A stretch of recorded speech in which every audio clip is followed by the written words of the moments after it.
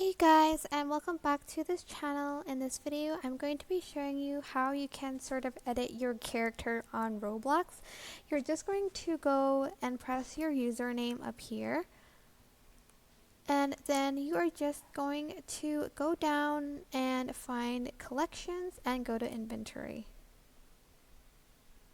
For instance, you want to use, let's say, this for accessory. You're just gonna click on it and press try on,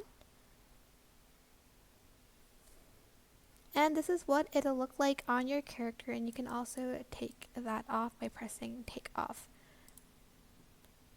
You can also do it with clothes.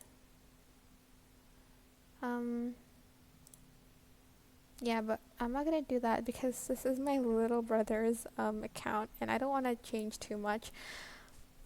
But yeah, that is basically it. I hope this tutorial was helpful for you guys. Don't forget to like, comment, share, and also subscribe to this channel if you haven't done that.